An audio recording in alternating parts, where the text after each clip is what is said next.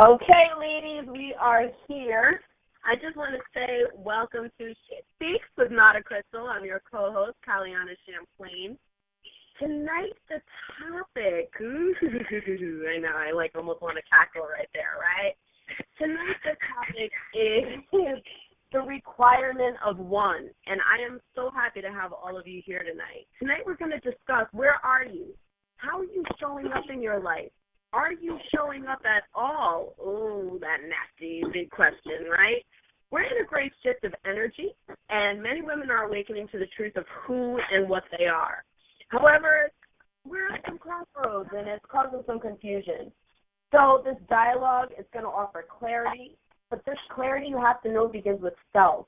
You are the most important person in the equation of life, contrary to what we've been taught. I also want to add that this is truly an auspicious occasion because we're at the timing of the recent blood moon, right, the lunar eclipse, and it is the last eclipse in the 2014 to 2015 lunar tetrad. But I'm going to let you hit up Nada for a consultation to really understand that. In general, however, a blood moon opens a gateway, right, into the heavens as the earth, sun, and moon align. For a brief moment in time, this is when we get to commune with the spirit world and other realms. This blood moon is a call to reimagine your life. But in order to do that, we first have to understand the requirements of I. Here we are in a twin balance of revelation, but not in the traditional biblical sense, right? Instead, it's the spiritual sense. It's a strong sense of self and who that is and what or who she is supposed to be. Not do, but be. So holla. So I'm going to ask you all now, as you're on the line, to just mute your phone. I think it might be *6 on this line. Yeah, feel free. Is it *6, Nada? Say again, I'm sorry. Is it *6 on the line to mute? I know that was a technical mute, and then I would just personally mute your phone, right? Yeah. Let's just personally mute it, just to be on the safe side. Let's just personally mute, and especially because when it comes time to ask questions, we want you to be able to jump on with ease, because this is the time of questioning, right? So, you enter a call and you're thinking to yourself, these are the things, that I want to discuss. But let me tell you what we kind of want to discuss. We want to discuss where we are in the taking responsibility of our lives. We want to discuss the lies we tell ourselves to stay safe. We want to talk about the ways we give our power away. Is it in work and settling, relationships, self-abuse? We want to talk about being able to be still and when me, right, becomes a cheap replica of them, whoever them is. And, a big key that we also notice is when does self-protection move from safety to selfishness? So I really kind of want to start out, because I've had a chance to talk with Nada this week, about the idea of so many times that we, I want to say, take personal responsibility, but in that taking personal responsibility, we actually can sometimes get to a point where we almost abuse ourselves and not even actually take responsibility. It's so sneaky. I don't know, Nada, what do you want to talk about on that whole personal responsibility thing? Yeah, well, that is the purpose of doing this particular S.H.E Speaks. S.H.E Speaks has, had been on a hiatus for a little, just kind of, regrouping ourselves, getting some really, awesome content that we want to share with the ladies. Right. And this particular topic, per se, of the requirement of I, it really does, bring in the necessity of putting self first. And just as you were stating, it can borderline, look like selfishness to some people because of the way in which we were programmed / taught to think. And we were basically raised in that way of thinking that putting ourselves is last is the righteous way of living. It's a righteous way of relationships. It's the righteous way of marriages. Wives put the husband and the children last. But the danger in absolutely doing that is when we put ourselves last consistently and we don't offer anything back to ourselves, it really does become a status of being empty. Right. But then even in this emptiness, there is still the requirement that we give. At what point does the pause happen? At what point do we say, you know what, wait a minute, I really need to kind of regroup, refresh, hit the reset button for self, because if not, what else can I give? Right. But because society society and religion has done a really great job at really programming women to think that is your duty, is to be last. It is your duty to be tired. It is your duty to give till you have no more. But now in this great awakening that I'm witnessing, that you're witnessing, Cal, it is really women really taking that back, saying, okay, wait a minute.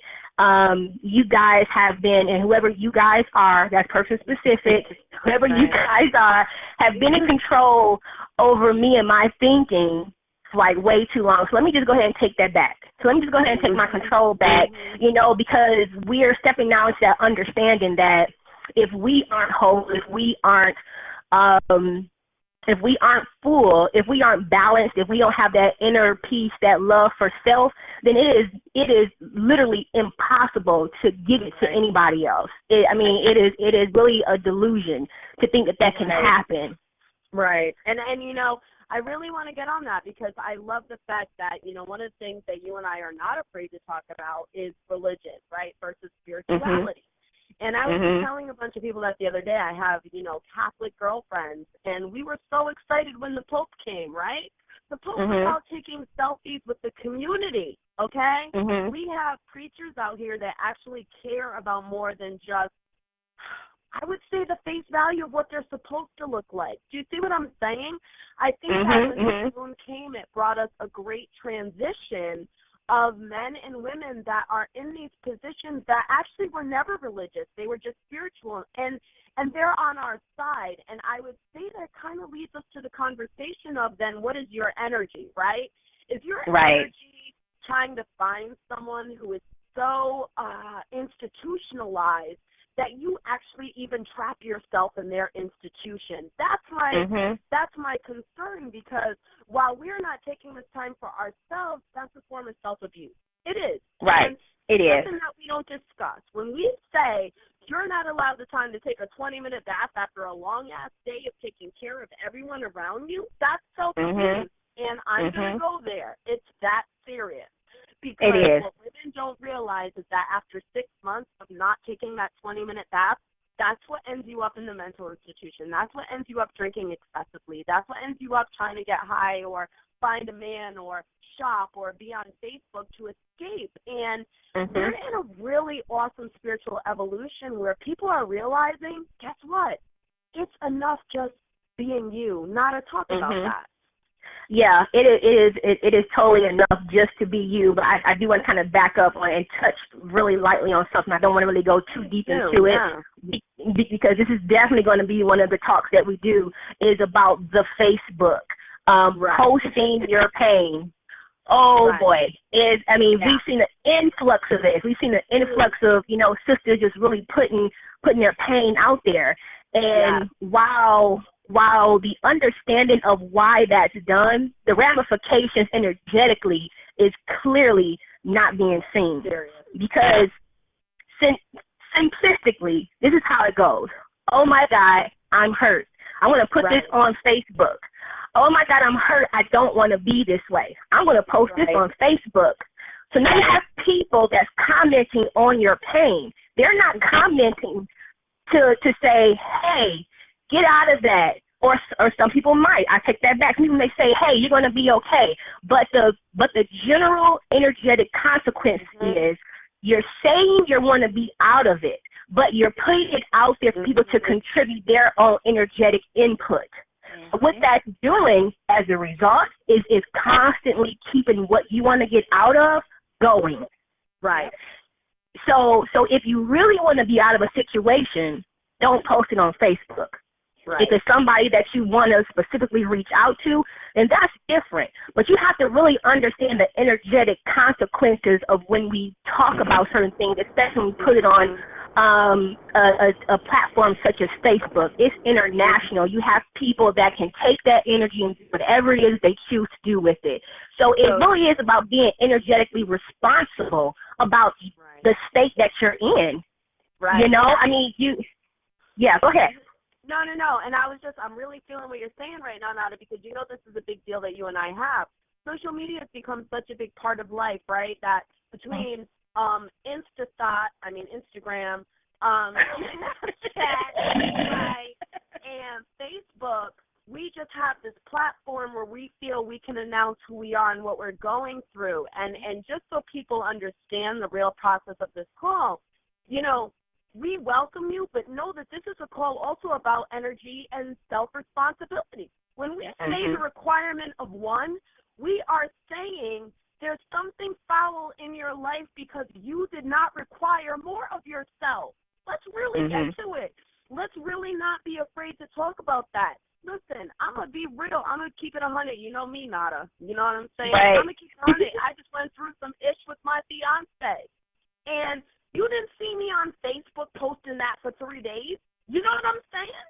I was like, life is what it is, working through it, you know, going to keep moving. But because of that energy that I was putting forth of this personal responsibility, not only did I come to a moment of enlightenment, but I allowed our relationship to bloom not on social media, right? Exactly. So right. When we perpetuate these things, we say, I don't know why this person hates me or why this. You know what? Why don't you go back and look at some of your statuses, and I'm sure you'll find an answer. And so I know that, you know, we're going to get off that because that is a whole other topic. But it's still so important to what we're talking about. It is. How many times do you victimize yourself? Is the world really victimizing you, or are you victimizing yourself? So we really need to have that conversation. I'm going to turn it back over to you, Nada. I was just really feeling you on that. You know how me and you do, so go ahead. Right. Yeah.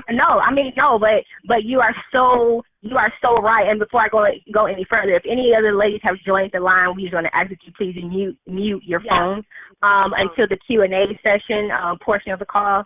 Thank you greatly. We definitely appreciate it. Okay, so just really understanding that taking time for self is several different things, but one thing that it is not is selfish. Okay, that's one thing it is not. However, it can borderline selfishness depending on your reasoning for doing it and how it's executed. But, okay, we'll get into that a little bit later. But this is the thing. We are totally in control of ourselves. It is really time for us to step out of the blame game. It's really time for us to kind of step out of that. And in one of the calls I did before, it's something called the external locus of control. It's where you place blame on why your life is in a certain way on someone else. That's literally what it is. It's placing the location of blame on somebody else versus having an internal locus of control where you place the responsibility within yourself. Right. And so that really what the requirement of I really is about. It is like, okay, are we taking responsibility for ourselves? Are we showing up as powerful as we can, as effectively as we can? Because if we're not, then we need to take a pause. It is totally okay for us to pause at any junction of our lives. If it's not going the way that we energetically want it to go, take a pause and reassess. It doesn't mean that you're a failure, that you quit, that you don't have what it takes, that you've given up. Any of that stuff that you know, negative mind talk that happens, hush it. And, of course, it's not that easy to hush it, but we'll get into that. Take a pause. And, you know, I think that pause with what you're saying, you know, really brings us to the point of understanding the need to be still. We need to be still. If we cannot find time, right, during that day to take 5 to 20 minutes out to just be still, And I don't mean be still where you surf in the net and you don't know. I mean be still, like sit, like look out a damn window, women. It's really not that complicated. Just look out the window. Just sit with yourself. Just sit with yourself. And if you find even 5 minutes of sitting with yourself really a hard thing to do, then you got work to do. I mean, if you want an internal gauge of where you're at spiritually, I want you to see how long you sit with yourself. I really, that to me is the test, because to me when I'm going through things in my life and, I be telling on myself, you know what I mean? Where I'm like, really? Like, after 3 minutes you want to check your status? Like, what is going on inside of me that 5 minutes moved from something peaceful to something that was difficult for me? Because it shouldn't be difficult. That's the time where you come home. You're coming home to yourself. You're talking to yourself. You're so still with yourself, and yourself is so beautiful. When did you forget you were beautiful? I don't know. Am I wrong with that? Talk to me, Nada. No, you are absolutely right. And actually, you and I did a call on that about holding the pose.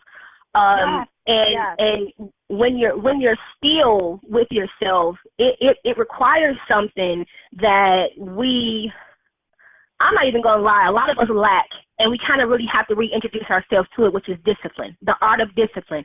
If we are lacking the discipline to be able to sit still with yourself, then just as you said, Cal, we really got some work to do, because if you can't sit with yourself long enough to figure you out, do not expect nobody else to figure you out.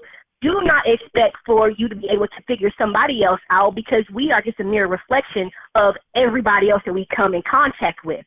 So until you can get with yourself, you honestly cannot get with anybody else. Right. If you don't have the discipline to sit 5 minutes with yourself and really do some introspective work, if you don't have 5 minutes to sit and journal, you don't have 5 minutes to sit and commune with your higher self, if you don't have 5 minutes to sit and meditate, if you don't have 5 minutes to sit and chant, if you don't have 5 minutes to sit and just be still, okay? So I'm quite sure everyone gets the picture now. If you can't take 5 minutes without being antsy, wanting to check your statuses, wanting to check your messages on your phone because you heard the notification go off, then that means that you really need to dig deep and say, what is it that I'm lacking within myself, that I keep denying myself time with myself? Right. Why is it that everything else is so important, but I keep getting put on the back burner? Right. Because when we keep doing that, that justifies on a subconscious level and supports the thinking that we're not good enough for anything, because we keep doing the same actions that support what it is that we're trying to get away from. We say we want to be important. We say we want to do these things, but our actions are contradictory. And when we have energy clashing like that, universe cannot work. It's a state of chaos. See, this is why we girls, right? Because everything you just said I was about to say, and when you kept going, I was like, oh, she must be about to say it, right? Not for nothing, good old Rhode Island girl term, but not for nothing, that is something that speaks to me too, right? About being spiritually aligned. Like, for women to be able to feel that in each other and not feel like, we've got a lot of stuff coming up. Let's talk about the nasty things. We're going to talk about relationships, money, career, and jealousy. Most women, they can't even move forward because they're jealous. They're worried about this next one and that next one. And, like, to me, I'm kind of like, this is an energy thing of not being able to be still. Because when you really are still and appreciate yourself, how you just said, Nada, it was beautiful. It's like when we're really still and we get it, if we appreciate our own company, people will appreciate us. I mean, really, it's so simple but so profound. When's the last time, girl, you just danced in your living room? When is the last time that you just said to yourself, oh, man, I'm going to have me a little glass of wine and just have a good time, and I don't need to call nobody or tell nobody or do nothing or, have my Perrier, like, honestly. And I really, I just feel that's so powerful what you just said, because I think that when you talk about the requirements of part of those requirements are us taking ourselves out on the ultimate date, of us understanding our own beauty, of us talking to a sister or a sister wife or a girlfriend and saying, hey, like, we're our anchor. Let's just celebrate that. Right or wrong, not right. No, right. And see that brings me to the next section here. Those in which that we choose to confide in. See? Okay, so this is the thing here. When we're ascending, when we're evolving, when we know that we're changing, your circle really needs to change too. Right. Vibrationally, in essence, they're going to fall off anyway. So when you begin to confide in people about certain things, certain happenings that's going on, there is a mutual understanding where you are, where you're headed, and that confident, that confidant that you're, talking to, they hold you accountable. See, that's what's lacking in our sisterhoods is accountability. That is what's lacking in our sisterhoods is accountability. When someone calls me that's close to me, and I won't even get into that, I'll just use you, Cal. You're not gonna call me.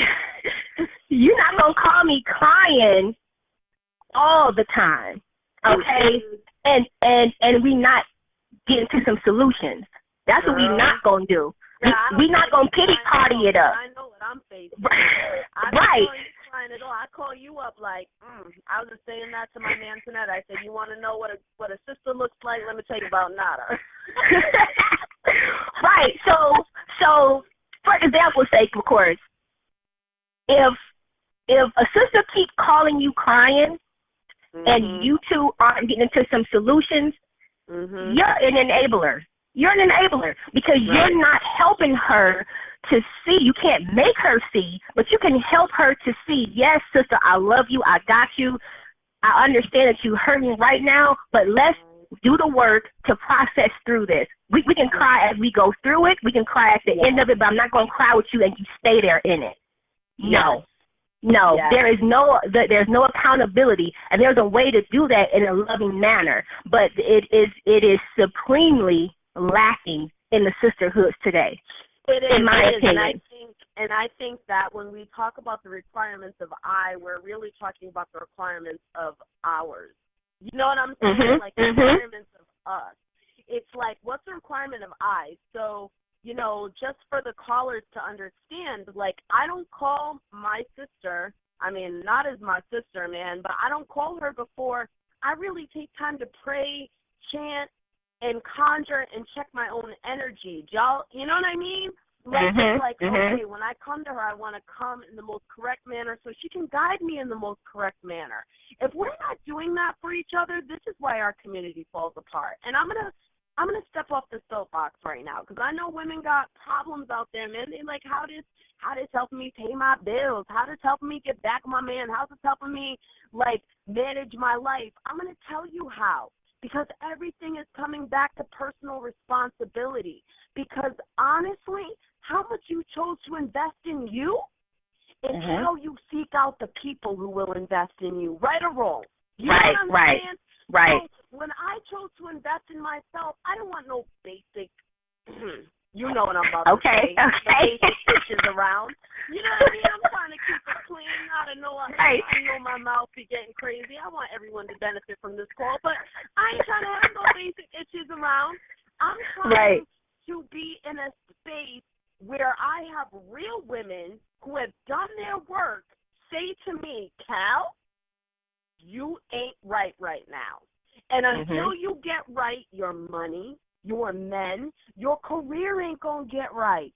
So I know right now women are like, well, how do you get right? I'm going to tell you right now, there's very simple things you can do. The first thing is to sit with yourself, which we told you in the beginning of the call. The second thing is, and Nada and I always kind of come back to this, and I appreciate this because I think it's important. The second thing is, how much do you journal? Do you write to yourself? Do you self-reflect? And, you know, I remember I was on a call first with Nada during when I first met her, and, you know, I said to her, oh, you know, I'm a hard worker, right? I'm a Virgo. So I'm like, do I need to journal this out? And Nada really stopped me and said, okay, sis, I'm going to need you to calm down for a minute. And she was like, I want you to journal, but not journal to beat yourself up, because this is what stops women from journaling. We stop writing our problems because we beat ourselves up in the pages. Nada, I just want you to talk a little bit about that, because I feel like it's a key point for women to transform their lives, and that's why they're on the call. So, you know, just I want to put that out there. Journaling is totally key and very instrumental in transformation. It is actually one of the common and most basic way of assisting in healing. And it's also one that I always give women when they come to me for guidance and assistance. I don't care what it is you're coming to me for. Okay, we're going to journal this out. Okay, and of course, the journaling is not the type of journaling, yes, this is what I did today. Oh, my God, I hate myself because I ate the brownie. Okay, no, that is not, that's not what I'm talking about here. What I'm talking about, what I'm talking about is a journaling that really taps into the subconscious, because it's several different ways in which you can journal. And yes, we can say writing exercise, we can say all that great stuff, but keep it simple. We're going to journal. And how are we going to journal? We're going to journal by free writing. A lot of times we have so much going in our mental highway that it keeps us in a state of confusion. Sometimes we have it together mentally. We think we have it together mentally, but we need to write it out so we can see everything clearer. And as we get it out of our mental highway, it really does, it literally has that effect of an exhale, because you're getting it out of the highway and you're literally putting it on paper so you can see it, and it's freeing up your mental capacity and it's slowing down your thinking process because you're not thinking all the time. So that within itself is therapeutic, and it's absolutely healing. I don't want to cut you off, Nada, but I really got to just interject in here, too, because a lot of women, they're like, oh, yeah, we know about journaling. You feel me? Oh, yeah, journal. We know about no. I'm going to stop you right there, okay? I'm going to stop you right there because you don't know about journaling. And I can say this as I've been an MC, I've been a poet, I've been a writer my whole life. And literally when I talked to Nada on the phone, my journaling took a turn. It took a turn because she said to me, are you emptying out your thoughts or are you abusing yourself? And I really want women to think about that statement, because I went back and thought about that statement for a week. Listen, ladies, I was like, who does she think she is? And I thought about it for a week, and I was like, oh, my God, she's so right. So, you know, just really think about the fact that when we journal, are we journaling? And this is going to bring us to the next section that we want to talk about, actually, because I'm going to get into this. The next section I want to talk about is, are you on your team? Are you on your team? And that's really what this journaling is getting into. So many times we're going through life, and I'm not just talking about the journaling, I'm talking about the work, I'm talking about the relationships, I'm talking about the friendships. Are we on our team? And can you know if you're on your team if you have not established your team? Now, talk to me about that. Yeah. See, establishing your team, and that's just absolutely beautiful, because I was going to lead right into self-awareness and the self-boundaries. Ooh, yes. See, that's what I'm talking about. Yes. Okay, so being on your own team, in order to be on your own team, you have to know what your team is. In order to know what your team is, you have to be able to sit with yourself. You have to be able to know who you are. And so everything circles right back to self. If you don't know who you are, if you don't know what your triggers are, if you don't know what adds to your happiness, and please note that I say add to your happiness and not make you happy, because happiness, peace, joy, love, all that great stuff comes from within first. Nothing should make you. If something makes you do something, then it has a form of control over you. So never in my vocabulary will you hear me say something makes you do anything. You would always hear me say something adds to it or it takes away from it, because that in essence how it's happening. Yeah. So if anything can, okay, going back, if we know what adds to our happiness, our joy, our peace, our balance, the things that makes us feel, that adds to our sexiness, if we can know that, then we're on our own team, because it is those things that we will do to keep us in that state of bliss, because that's what it is. When we can do those things for ourselves on an authentic level, we enter ourselves into a state of bliss. And we also step back into our own self of control. So we stay in that internal locus of control because we know all of these things.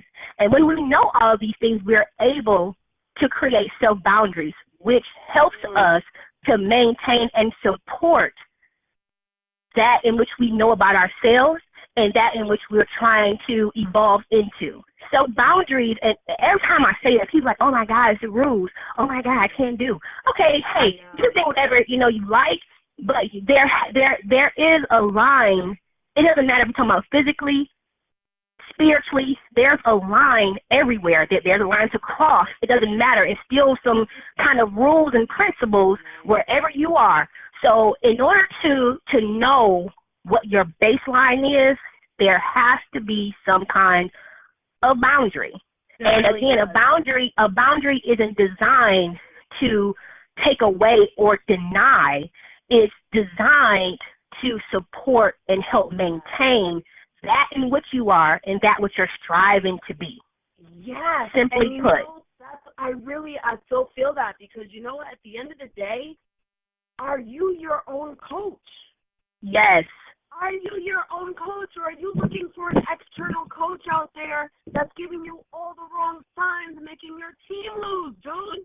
Wow. We're not women that are trying to be, we're women that are going for the Super Bowl. Let me put it that way. Mm-hmm. We're going for the Super Bowl. And so when I look at coaching, I'm going to make sure that if anybody's leading me, it's going to be a person who's already been there and can guide me. And then on top of it, I'm also going to make sure that when I get that goal, I can trust on my own intuition. Yeah. My own intuition. And to do that, you really got to come to a point where first, coming right back to it, personal responsibility. Mm-hmm. And you know what, ladies? It was ugly. Personal responsibility is nasty, but let me actually introduce this concept, because we're about to end the call, but I really want to touch on this really quick, Nada, and I know you can help me. Is the difference between guilt and shame. I think a lot of women have been totally not wanting to take responsibility because of the shame that has been put on them, be it by family, be it by society, be it by yourself. We've experienced shame, and let me tell you the difference between shame and guilt. I'm going to run it down for you right now. Guilt is that small feeling that says, ooh, I didn't like that. Okay, let me try something different. Shame is, oh, my God, there's something wrong with me. I just want to just die. I can't deal with this. That's the difference of shame. I felt shame. I tried to kill myself when I was a teenager over shame. And when you really realize, and I know that's heavy for a lot of women, but it's not heavy for a lot of women, because at the end of the day, there's been a moment where a piece of you felt like it was dying. So I'm not the type of person to have a shallow call. I'm trying to save the souls out there that sometimes feel like, wow, I've been there. So let me tell you, shame is different from guilt. Shame identifies with your being, your soul. But guilt identifies with behaviors that can change. Let's make that delineation very, very clear. I've done a lot of things that I felt shame over that should have just been guilt. And when I switch that energy, listen to me. Sisters, I'm on one master's degree going for another. Nada, she is a certified neurolinguistic. you can change that energy. Don't let me get on my shit. Just cut me off right now. Help me out. Talk to these women, man, because you know I'm getting passionate, because you know I'm trying to save lives, man, girl. Jump in. Right. No. You are absolutely right, and hey, you were hitting all the points. You are absolutely right. There are some things that we have experienced in our lives as women that we're shamed for, whether it's us wanting to acquire more, whether it's our sexuality, whether it's, whatever it is, we've been shamed. Be it money, marriage, not having a child, not being in the right place to do exactly. What we do, all these things. Talk about it, girl. Exactly. It is extremely true. We've been shamed when actually we should have been encouraged, but at the same time, because something as simple as the difference between guilt and shame, but it has a traumatic effect on us. Because shame, just as you said, is about, oh my God, I'm such a bad person, or I'm nasty, I'm disgusting, or I'm this, versus the situation is bad or the situation is nasty. So when we switch that energy like that, it really just attaches to us, and it really begins to transform our character. It really begins to transform our thoughts about how we view ourselves. It really attacks our self-esteem. It attacks our self-value, our worth. It attacks everything about the self, and it plummets it. And that's how we step into what people call depression. That's how we step into it, because the difference between having a bad day and going to depression is the amount of time that you stay in that bad day. Thank you. That is the difference. You can have a bad day all you want to, but don't stay there. The longer you stay there, it increases your chances for stepping and transitioning into depression.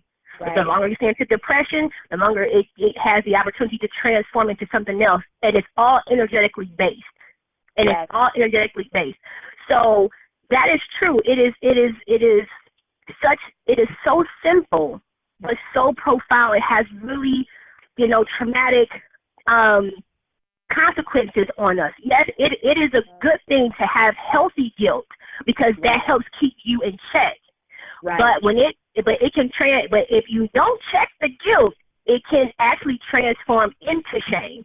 So it all goes back to self, that being in that state of self-awareness, to know where you're at mentally, where you're at emotionally, and knowing that you have the control to change that at any time. But because we have been taught to step outside of self and look externally for so long, we wait for someone to come along and say, oh, you don't having a bad day? Let me help you. No, you know you're having a bad day. You know you're having a bad day, and trust me, I'm not saying it's easy, because I'm a product of 14 years of severe depression and suicidal tendencies. So I have walked that road.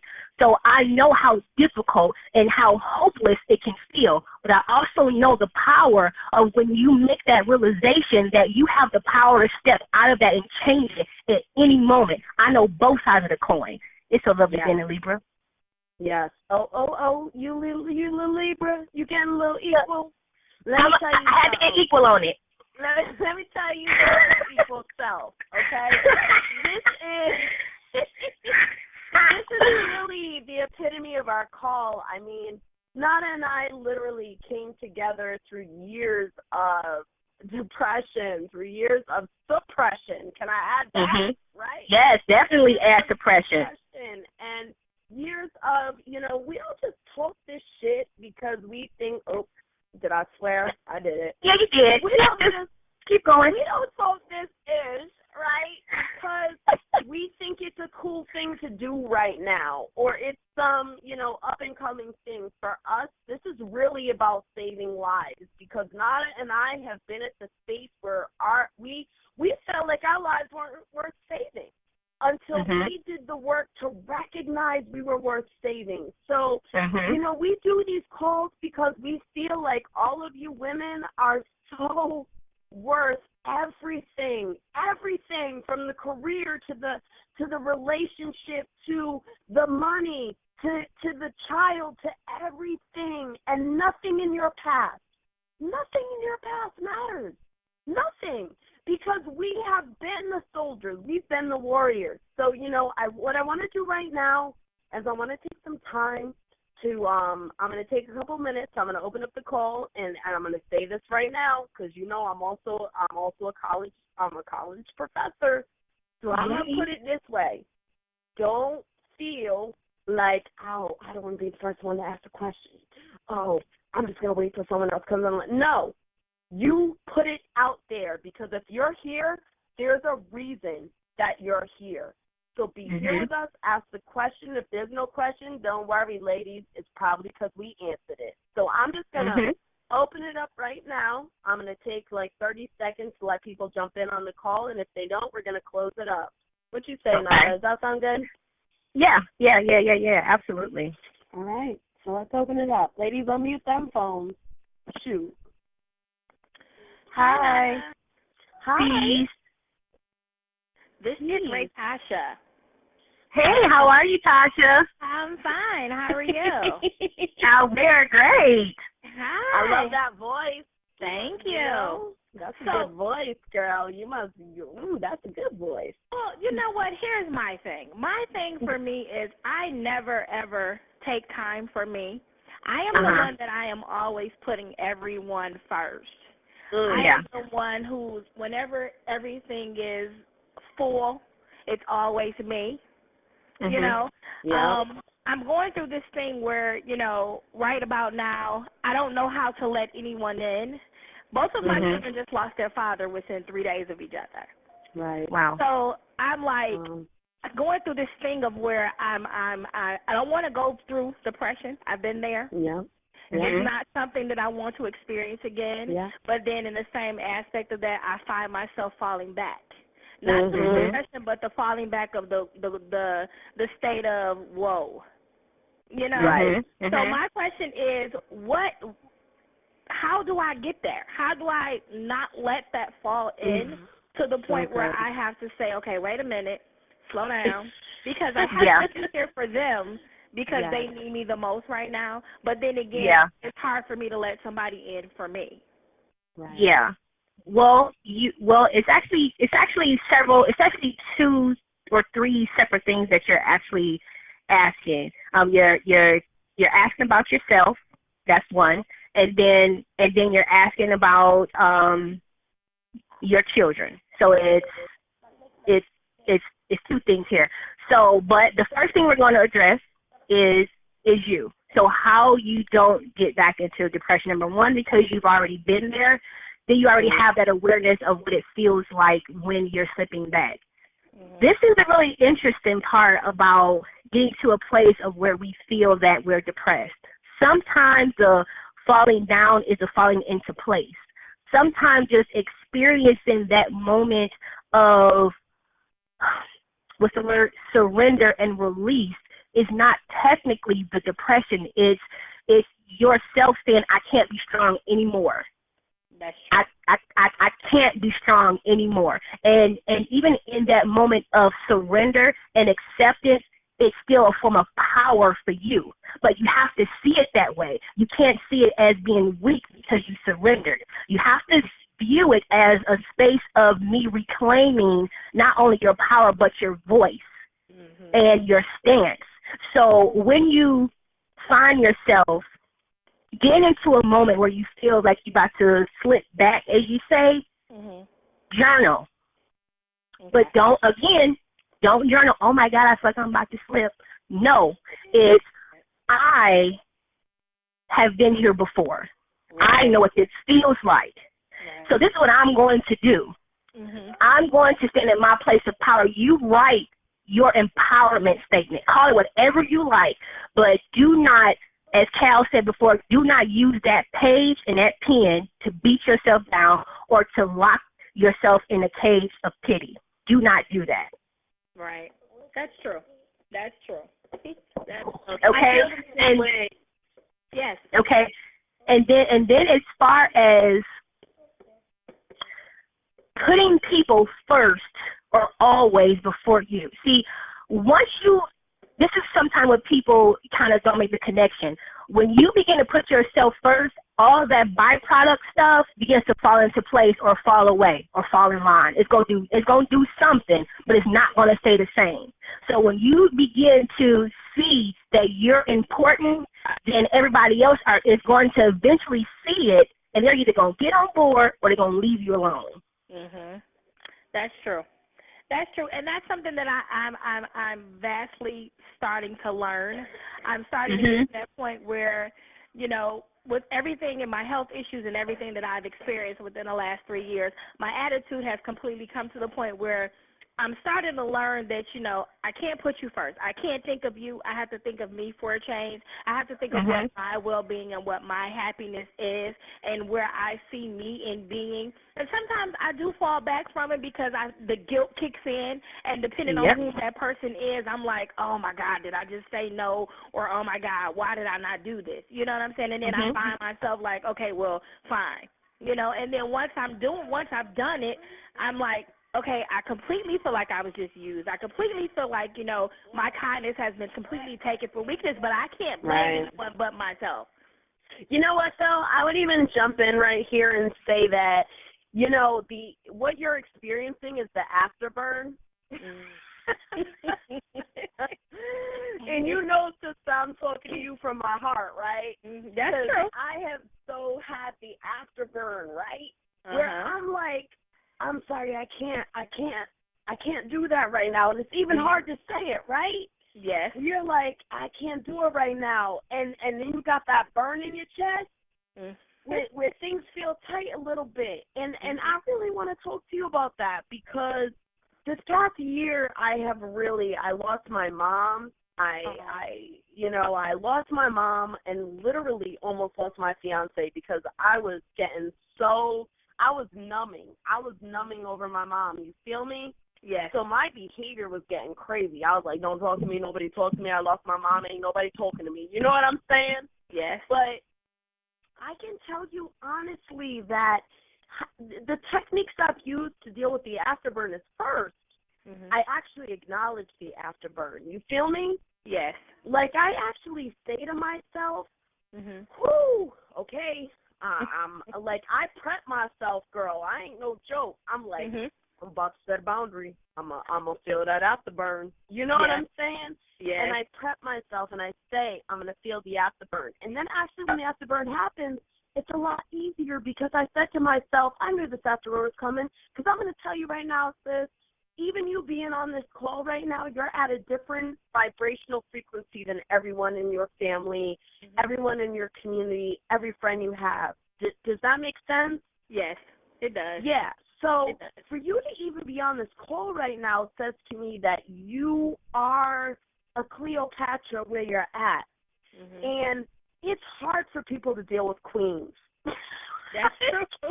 I know a lot of women are out here with these queen memes and I'm a queen and blah, blah, blah. Me and Nada have had a conversation about queen. We actually prefer to be called an empress. Okay. And we're kind of like, no, I'm just an empress. I'm managing my kingdom. Shut the bleep up. You know? Right. Right.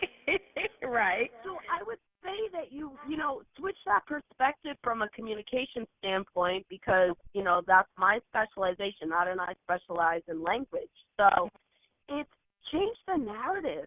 What are you telling yourself? Are you telling yourself you're a queen or are you telling yourself you're someone that's bailing out on people? Because you're not bailing out on people. You're actually an empress trying to make sure the empire stays right. And chances are you're probably the person in your family that's changing the family's dynamic and karma and faith. And you have to understand that it's not going to be an easy road. Do you see what I'm saying? That's true. Yeah. I don't know what your faith is or what you believe, or whether it's Jesus, Muhammad, Buddha. I don't care. I'm just saying that all of them had a woman. You know what I'm saying? That's all true. All of them had a woman that was like, yeah, we're not going to do that. You know what I'm saying? Yes. So you got to get to the place where you change your perspective and say, yeah, I'm not going to do that. Because You're changing a destiny. You're changing a civilization. They talk about that Gandhi quote, be the change you wish to see. Sister, you already are it because you're on the call. Right. Who gets on a call like this? Come on. Yeah, that's true. Let's be real. Let's true. Be real. Who get on a call like this? And you got on a call like this. So I would say, know that sisters like us are praying for you because we're praying with you. Yeah. There ain't no pity-ish. We're with you. We're in this. All of us are in this. So really understand your power in that process and really understand how greatly you are transcending right now. That's Nada talked about it earlier, actually, the ascension symptoms, where the headaches come, the questioning come, the backaches come. Girl, that ain't nothing but ascension. You just about to be, you just getting inputs on them. Yeah. And that's all right. That's all right, because there ain't nothing in no music video that can top us. Not at all. Not at all. Oh, no. What you say, Nada? Is that good? Yeah, thank you, Ray Tasha. You're welcome. Thank you. Okay, is it any other lady? Is there another? We're trying to take out another caller.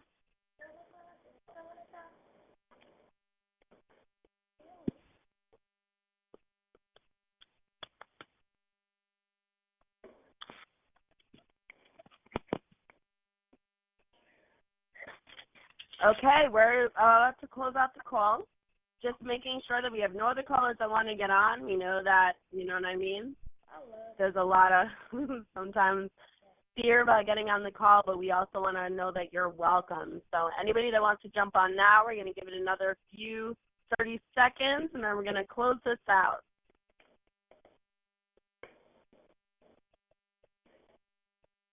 Okay.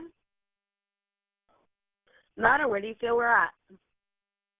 I feel that we have definitely addressed and given them some nuggets to think on. I think that we can go ahead and close the call out. And I really hope that the ladies that are sitting on the call, first of all, I want to thank you for being on the call and taking the time to sit with us for an hour. But it is an hour that, in my opinion, in my humble opinion, that is well needed. I hope that there was something that was said and discussed that you definitely can actually take with you and build on. We're aware that everything that we may discuss is not for everybody, and that's fine. But if it's something that we are discussing or have discussed that is for you, by all means, please take it and use it to build yourself, to build yourself first, to heal, to bring yourself into balance, and then to offer that to those that are around you, to be that example to those that are around you. Because women are the nation builders. We carry nations within our womb. We carry nations in our wombs. So it is imperative that we get it, because we are the very first influence that a child has. So it is imperative that we get it, and we get it not just on a physical level, but on an energetic level, on an emotional level, on a financial level, on all levels. Right. So if it is no other questions, again, thank you all ladies for joining us. Right. And Cal, you can go ahead and close the call out. I would like to say that we apologize for any calls we couldn't take, because I know that some women have hit us up and the calls are so heavy that we've actually suggested them meeting with us individually. So some of the calls, that were here are going to individual consultations. And so to that, I say you too can have an individual consultation just by hitting up Nada, either on She Speaks with Nada Crystal, and that's CRYSTAL on Facebook. So that's She Speaks with Nada Crystal. Or you can go to woman, not E-N, but WOMAN, _arise at yahoo.com. Correct, Nada? Yes, that is absolutely correct, Cal.